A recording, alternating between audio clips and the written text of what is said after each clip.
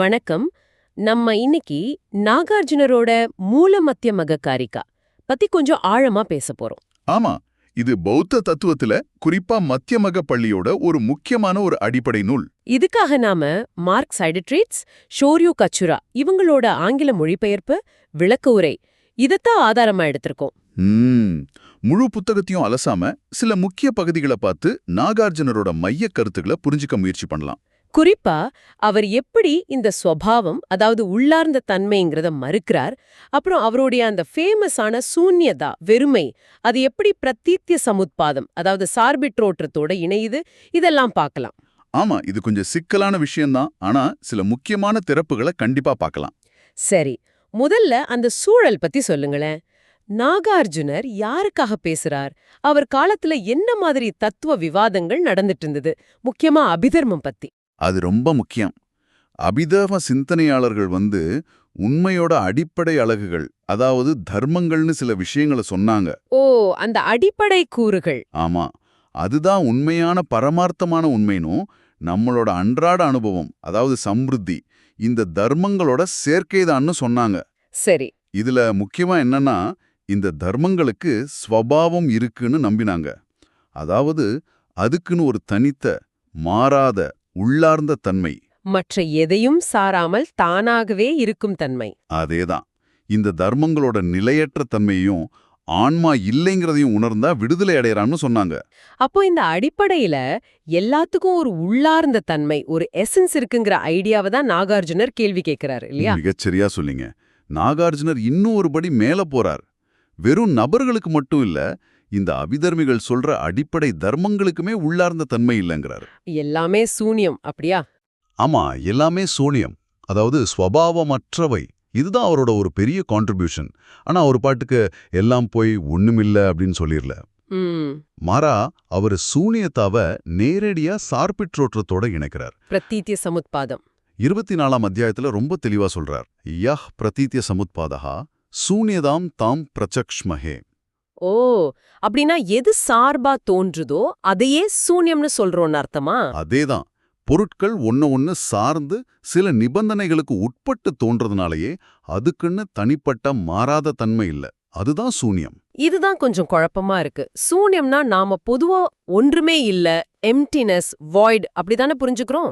இது ரொம்ப ரொம்ப முக்கியமான ஒரு புள்ளி. இந்த குழப்பத்தை தெளிவுபடுத்த வேண்டியது அவசியம்.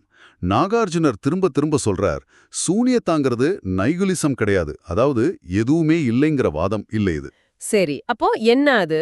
சூனியதாங்கிறது பொருட்கள் இல்லைன்னு சொல்லல, அதுக்கு தனித்த, மாறாத, உள்ளார்ந்த தன்மை, சுபாவம் இல்லைன்னு தான் சொல்லுது. ஓஹோ. பொருட்கள் சார்பாக தோன்றது இல்லையா, அதுவே அதுக்கு அப்படி ஒரு தனித்தன்மை இல்லைங்கிறத காட்டுது. ஒருவேளை உள்ளார்ந்த தன்மை இருந்தா அது எதையும் சார்ந்து இருக்க வேண்டியதில்ல, அது பாட்டுக்கு நிரந்தரமா இருக்கும். ஆனா பொருட்கள் தோன்றி மறையுது, சார்பா இருக்கு, அதனால அது சூனியம். அப்போ இந்த சூனியதாங்கிறதே ஒரு கான்செப்ட் தானா? அதுவும் ஒரு பரமார்த்த உண்மையா புடிச்சுக்கணுமா? நல்ல கேள்வி கேட்டீங்க. நாகார்ஜுனர் என்ன சொல்றாருன்னா, சூனியதாவே சூனியம்தான்ங்கிறார். சூனியதாவே சூனியமா? ஆமா, அதாவது சூனியதாங்கிறது நாம இறுதியா புடிச்சிக்க வேண்டிய இன்னொரு கொள்கையோ தத்துவமோ கிடையாது. அது ஒரு பிரஜ்ஞப்திர் உபாதாயா, அதாவது சார்பாக பயன்படுத்தப்படுற ஒரு கருத்து, ஒரு வழிகாட்டி மன்றி. எதுக்கு வழிகாட்டி? அதோட நோக்கம் என்ன? அதோட நோக்கம் பிரபஞ்சம் என்பது நிறுத்துறது. பிரபஞ்சம் அப்படின்னா என்ன? பிரபஞ்சம்னா நாம கருத்துக்களையும் வார்த்தைகளையும் புடிச்சுக்கிட்டு அதை வச்சே உலகத்தை பார்க்கிறது. இது நான், இது என்னோடது, இது நிரந்தரம், இது உண்மைன்னு நாமளா சில லேபிள்ஸ போட்டு உலக ஒரு வரையறைக்குள்ள அடக்க பார்க்கற மனப்போக்கு. ஓ, நாமளா உருவாக்கிக்கிற ஒரு மென்டல் கன்ஸ்ட்ரக்ட் மாதிரி. சரியா சொன்னீங்க. இந்த மனப்பெருக்கத்தை, இந்த கற்பனை வலைய அறுக்கிறது தான் சூன்யதாவோட வேலை. அதனாலதான் அத பிரபஞ்சத்தோட மங்களகரமான நிறுத்தம், பிரபஞ்சோபசமம், சிவம்னு சொல்றாங்க. இது ஒரு அமைதிக்கு இட்டு செல்லும். கேட்கவே ரொம்ப இன்ட்ரெஸ்டிங்கா இருக்கு. சரி, இந்த உள்ளார்ந்த தன்மை இல்லேங்கிறத அவர் எப்படி நிரூபிக்கிறாரு? நேரடியா வாதம் பண்றாரா? இல்ல, அதுதான் நாகார்ஜுனரோட ஸ்பெஷாலிட்டி. அவர் பயன்படுத்துற முறைக்கு பிரசங்கான்னு பேரு. பிரசங்கா? ஆமா, அதாவது அவர் நேரடியா சூன்யதா சரின்னு சொல்ல மாட்டார். அதுக்கு பதிலா எதிராளியோட வாதத்தை எடுத்துக்குவார். சரி, நீங்க சொல்ற மாதிரி பொருட்களுக்கு உள்ளார்ந்த தன்மை இருக்குன்னு வச்சுப்போம். அப்படி இருந்தா என்னென்ன பிரச்சனை வரும், என்னென்ன லாஜிக்கல் முரண்பாடுகள் வருதுன்னு பாப்போம்னு கேட்பார். ஓ, அப்ப அவங்களோட வாதத்திலே இருக்கிற ஓட்டைகளை சுட்டி காட்டுறாரு. கரெக்ட். அவங்களோட வாதமே எப்படி அர்த்தமில்லாம போகுது இல்ல முரண்படுதுன்னு காட்டுவார். இது எதிராளியோட ஆயுதத்தையே அவங்களுக்கு எதிரா திருப்புற மாதிரி. இதுக்கு உதாரணம் சொல்ல முடியுமா? முதல் அத்தியாயத்திலே காரண காரியம் பத்தி பேசும்போது இப்படிதானே பண்றார். ஆமா, நிச்சயமா. முதல் அத்தியானம் முதல் செய்யுளே அதிரடியா இருக்குமே. தன்னிலிருந்தும் இல்லை, மற்றொன்றிலிருந்தும் இல்லை, இரண்டிலிருந்தும் இல்லை, காரணமின்றியும் இல்லை, எப்பவும் எந்த பொருளும் தோன்றுவதில்லை. ஆமா, இது ரொம்ப பரசலான வரி. கொஞ்சம் யோசிச்சு பாருங்க. ஒரு பொருளுக்கு உள்ளார்ந்த தன்மை, அதாவது ஸ்வபாவம் இருந்தா அது எப்படி தோன்ற முடியும்? அது ஏற்கனவே இருந்தா அது தோன்ற வேண்டிய அவசியமே இல்ல. தன்னிலிருந்து தோன்றுதல், அது இல்லாத ஒண்ணு முற்றிலும் வேறான ஒண்ணிலிருந்து வந்தா எப்படி சம்பந்தம் இல்லாத எதிலிருந்தும் எதுவனா வரலாங்கிற குழப்பம் வரும். மற்றொன்றிலிருந்து தோன்றுதல். சரி, இந்த ரெண்டும் இல்லைன்னா ரெண்டோட சேர்க்கையும் நடக்காது. காரணமே இல்லாம எதுவும் தோன்றாதுங்கிறது பொது அறிவு. நான்காவது வழி. அப்போ உள்ளார்ந்த தன்மைன்னு ஒன்னு இருந்தா தோற்றம்ங்கிற விஷயமே சாத்தியமில்லைன்னு சொல்றாரு. அப்போ அபிதர்மிகள் சொன்ன அந்த 4 நிபந்தனைகள், ஹேது, ஆலம்பனம், இதெல்லாம் பத்தியும் இதே மாதிரிதான் கேள்வி கேட்கிறாரா? அதேதான். ஒரு காரணம் விளைவுக்கு முன்னாடி இருக்கா, கூடவே இருக்கா, இல்ல விளைவுக்கு அப்புறம்தான் காரணத்தை சொல்றோமா? இப்படி கால ரீதியா பிரிச்சு பார்க்கும்போது எல்லாத்திலயும் முரண்பாடு வருதுன்னு சுட்டிக்காட்டுறார். சுருக்கமா சொன்னா, உள்ளார்ந்த தன்மைங்கிற கருத்தை வச்சுக்கிட்டு காரண காரியத்தை விளக்கவே முடியாதுங்கிறதுதான் அவரோட பாயிண்ட். புரியுது. சரி, இப்போ அந்த மைய கருத்தான ஸ்வபாவம், உள்ளார்ந்த தன்மை பத்தி அவர் நேரடியா பேசுற 15வது அத்தியாயத்துல என்ன சொல்றார்? இதுதானே அவரோட வாதத்தோட அச்சாணி மாதிரி தெரியுது. நிச்சயமா. இது ரொம்ப முக்கியமான அத்தியாயம். ஸ்வபாவம் ஏன் சாத்தியமே இல்லைன்னு ஆழமா விளக்குறார். முதல் செய்யுள் 15.1 என்ன சொல்லுதுன்னா, உள்ளார்ந்த தன்மைங்கிறது காரணங்களாலோ நிபந்தனைகளாலோ உருவாக்கப்பட முடியாது. ஆமா, அப்படி செஞ்சா அது உருவாக்கப்பட்டதாயிடும்ல. அதேதான். அது கிருதகம், அதாவது செய்யப்பட்டது, சார்புடையது. அது எப்படி உள்ளார்ந்ததா தன்னிச்சையா இருக்க முடியும்? 2வது செய்யுள் கேக்குது, சரி, காரணத்தால உருவாக்கப்படலைன்னா அது எப்படி இருக்க முடியும்? காரணமே இல்லாம ஒன்னு இருந்தா அது மாறவே மாறாது, நிரந்தரமா இருக்கும்னு அர்த்தம். ஆ, இதுதான் அந்த 2 எக்ஸ்ட்ரீம் வியூஸை தவிர்க்கிற நடுவழின்னு சொன்னீங்க இல்லையா? சாஸ்வதவாதம், உச்சேதவாதம். கரெக்டா சொன்னீங்க. 15-10-11 பொருட்களுக்கு உண்மையான மாறாத உள்ளார்ந்த தன்மை இருந்தா அது எப்பவுமே அப்படியே தான் இருக்கணும். அது சாஸ்வதவாதம், நிரந்தரவாதம். சரி. அப்படி இல்லாம அது இருந்துட்டு அப்புறம் இல்லாம போகுதுன்னு சொன்னா அது உச்சேதவாதம், அழிவுவாதம். நாகார்ஜுனர் சொல்றார், பொருட்கள் சூனியம், அதாவது உள்ளார்ந்த தன்மையற்றவை. அதனாலதான் அவை சார்பா தோன்றி சார்பா மறையுது. அது உண்மையிலேயே இருந்து அப்புறம் இல்லாம போறதில்ல. இப்படி சொல்றதுனால 2 எக்ஸ்ட்ரீம்ல இருந்தும் அவர் விலகி நடுவழியில போறாரு. சரி, இது பொருட்களுக்கு புரியுது. ஆனா மனிதர்களுக்கு இந்த நான், ஆன்மா பத்தி நாகார்ஜுனர் என்ன சொல்றார்? இது ரொம்ப அடிப்படையான கேள்வி இல்லையா பௌத்தத்துல? ஆமா, இது ரொம்ப முக்கியமான கேள்வி. பௌத்தத்தோட அடிப்படையே அனாத்மன், அதாவது நிலையான தனித்த ஆன்மான் ஒன்னு இல்லைங்கிறது தான். நாகார்ஜுனர் இதை இன்னும் ஆழமாக்குறார். எப்படி? வெறும் அந்த நான்கிற எண்ணம் மட்டும் இல்ல, அந்த எண்ணம் எதை வச்சு உருவாகுதோ அந்த மனம், உடல் கூறுகள், அதாவது ஸ்கந்தங்கள், அதுவுமே சூனியம்தான். அதுக்குமே உள்ளார்ந்த தன்மை இல்லைங்கிறார். ஓ, அப்போ ஸ்கந்தங்களும் சூன்யமா? ஆமா, அத்தியாயம் 4, அத்தியாயம் 18 எல்லாம் இதை வளர்த்துறார். குறிப்பா அந்த காலத்துல புத்கலவாதிகள்னு ஒரு பிரிவு இருந்தது. புத்கலவாதிகள்?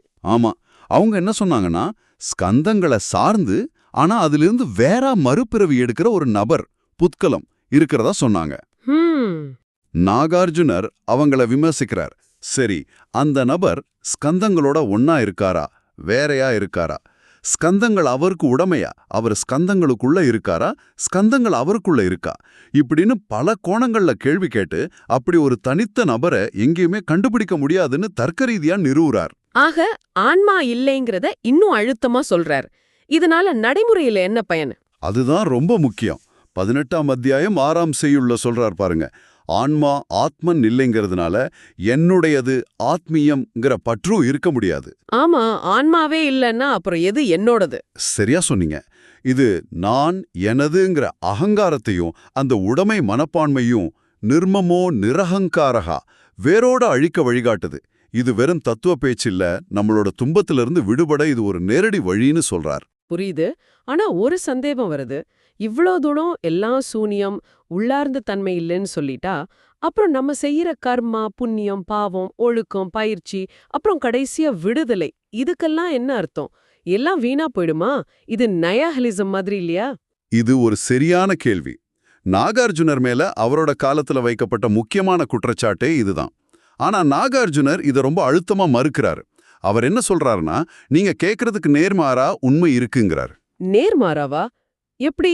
பொருட்கள் சூன்யமாவும் சார்பிற்றோற்றமாவும் இருக்கிறதுனால தான் கர்மா, மாற்றம், பயிற்சி, முன்னேற்றம், விடுதலை எல்லாமே சாத்தியமாகுதுங்கிறாரு. இது எப்படி? இது கொஞ்சம் முரணா இல்லையா? உள்ளார்ந்த தன்மை இல்லைன்னா எப்படி மாற்றம் சாத்தியம்?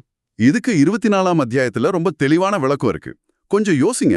ஒருவேளை பொருட்களுக்கு நிலையான, மாறவே மாறாத உள்ளார்ந்த தன்மை, ஸ்வபாவம் இருந்தா அது எப்படி மாற முடியும்? ஆமா, மாறாது. அப்படியே தான் இருக்கும். அப்போ காரணம் எப்படி விளைவை உண்டாக்கும்? பயிற்சி செஞ்சா எப்படி நாம முன்னேற முடியும்? விடுதலைங்கிறது எப்படி சாத்தியமாகும்? எல்லாமே அப்படியே உறைஞ்சு போன மாதிரி தானே இருக்கும். சரி. ஆனா பொருட்கள் சூன்யமா, அதாவது உள்ளார்ந்த தன்மை இல்லாம சார்பு நிலையில தோன்றதுனால தான் அதுங்களுக்குள்ள தொடர்பு இருக்கு, மாற்றம் நடக்குது, காரண வேலை செய்யுது, பயிற்சிக்கு அர்த்தம் இருக்கு, கடைசியா விடுதலையும் சாத்தியமாகுது. ஆஹா, அப்ப சூன்யத்தங்கிறது உலகத்தை மறுக்கல, உலகம் எப்படி இயங்குதுங்கிறதுக்கான காரணத்தையே விளக்குது. இது முற்றிலும் வேற பார்வை. மிகச்சரியா புரிஞ்சுக்கிட்டீங்க. இங்க தான் அந்த 2 உண்மைகள் பத்தின கருத்து முக்கியமாகுது.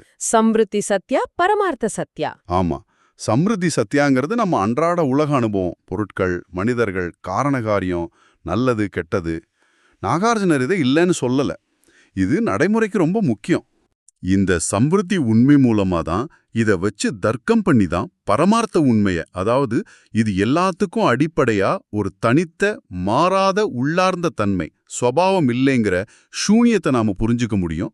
பரமார்த்த உண்மைங்கிறது சம்ருத்தியோட உள்ளார்ந்த தன்மையை மறுக்குதே தவிர சம்ருத்தியே மறுக்கல. ஓ, அப்போ சம்ருத்தி உண்மை ஒரு படிக்கட்டு மாதிரி பரமார்த்த உண்மையை புரிஞ்சிக்க. அப்படியும் சொல்லலாம். சம்ருத்தி இல்லாம பரமார்த்தத்தை பேச முடியாது. அப்போ கடைசியா சம்சாரமோ நிர்வாணமோ அதுக்குள்ளே ஏதாவது உள்ளார்ந்த வேறுபாடு இருக்கா இல்லையா? ஆமா, இது ரொம்ப முக்கியமான கேள்வி. 25ஆம் அத்தியாயத்துல நாகார்ஜுனர் அதுக்கு வராரு. அவர் என்ன சொல்றாருன்னா, சம்சாரத்துக்கும் நிர்வாணத்துக்கும் நடுவுல உள்ளார்ந்த வேறுபாடு எதுவுமே இல்லைங்கிறாரு. அப்படியா? இது ஆச்சரியமா இருக்கே. ஆமா, செய்யுள் 25:19-20ல இத தெளிவா சொல்றார். நிர்வாணம்னா எங்கேயோ இருக்கிற ஒரு இடம் இல்ல புதுசா அடையிற ஒரு பொருளும் இல்ல. அது வெறுமனே இந்த உள்ளார்ந்த தன்மை இருக்குங்கிற தப்பான பார்வை, அதனால வர்ற பற்றுதல், துன்பம் இதெல்லாம் இல்லாம போன ஒரு நிலைதான். சம்சாரமும் சரி, நிர்வாணமும் சரி, ரெண்டுமே உள்ளார்ந்த தன்மை அற்றவை, அதாவது சூன்யம். அப்போ இந்த நீண்ட உரையாடலை நம்ம தொகுத்து பார்த்தா, நாகார்ஜுனர் ரொம்ப கூர்மையான தர்க்கத்தை பயன்படுத்தி பொருட்கள், கருத்துக்கள், ஏன் ஆன்மான்னு நினைக்கிற அந்த எண்ணம் வரைக்கும் எதுக்குமே உள்ளார்ந்த தன்மைன்னு ஒன்னு இல்லைன்னு நிறுவுறார். ஆமா, சார்பிற்றோற்றம், அதாவது பிரதீத்திய சமுத்பாதம், இதுதான் யதார்த்தத்தோட இயல்பு. இந்த சார்பு நிலைதான் சூன்யம். இது ஒரு வெறுமை இல்ல, இதுதான் மாற்றத்துக்கும் விடுதலைக்குமான சாத்தியம். சரியா சொன்னீங்க. இது கேட்கறதுக்கு ஒரு சிக்கலான தத்துவ விளையாட்டு மாதிரி இருந்தாலும் இது அப்படி இல்லைன்னு புரியுது. இந்த உள்ளார்ந்த தன்மை, நிரந்தர ஆன்மான்னு நாம பிடிச்சிட்டு இருக்கிற தப்பான பார்வைகள் தான் நம்ம துன்பத்துக்கு காரணம். சூன்யதாவை புரிஞ்சுக்கிறது அந்த பிடிப்புகளை தளர்த்தி விடுதலைக்கு வழிகாட்டும்னு நாகார்ஜுனர் நம்புறார். நிச்சயமா. இது நாம உலகத்தை, நம்ம காரண காரியத்தை எப்படி பாக்குறோங்கிறத ஆழமா கேள்வி கேட்க வைக்குது. ஆமா. இறுதியா ஒரு விஷயத்த சொல்லி முடிக்கலாம்னு நினைக்கிறேன். நாகார்ஜுனர் கடைசி அத்தியாயத்துல 27:30 என்ன சொல்றாருன்னா, இந்த போதனையோட நோக்கமே எல்லா விதமான தத்துவ பார்வைகளையும் கைவிடுவது, சர்வ திருஷ்டி பிரகாணாய தான் என்கிறார். எல்லா பார்வையும் கைவிடுறதா? சூன்யடாங்கிற பார்வையும் சேர்த்துவா? ஆமா, சூன்யேந்திர பார்வைப்பட மற்ற தப்பான பார்வைகளை நீக்கிறதுக்கான ஒரு கருவிதான். அதுவே இறுதியான பிடிச்சுக்க வேண்டிய உண்மை இல்ல, அதுவும் சூன்யம்தான். அப்போ எந்த ஒரு நிலைத்த பார்வையும் சார்ந்து நிக்காம யதார்த்தத்தை அனுபவிக்கிறது அல்லது புரிஞ்சுக்கிறதுனா அது உண்மையிலே எப்படி இருக்கும்? இது உண்மையிலே ஆழமான ஒரு கேள்வி, யோசிக்க வேண்டிய விஷயம். இந்த கேள்வியை ஆராய்ஞ்சு பார்க்கறது இந்த உலகம் பத்தியும் உங்களை பத்தியுமான உங்க புரிதலை நிச்சயமா வேற ஒரு தளத்துக்கு எடுத்துட்டு போகும். நிச்சயமா. நம்மளோட இந்த ஆளித மர்க் சைடிட்ரிச் மற்றும் ஷோரியு கட்சுரா அவங்களோட விளக்கு உரையோட இருக்கிற நாகார்ஜுனரின் நடுவழி, மூல மத்தியம காரிக்கான் நூலோட சில பகுதிகளை ஆதாரமா வச்சு அமைஞ்சது. இது ரொம்ப ஆழமான சவாலான நூல்கிறத மறுக்க முடியாது. ஆமா. உங்களுக்கு ஆர்வம் இருந்தா நீங்களே இதை மேலும் படிச்சு பார்க்க இது ஒரு நல்ல தொடக்கமா இருக்கும்னு நம்புறோம். கேட்டதற்கு நன்றி.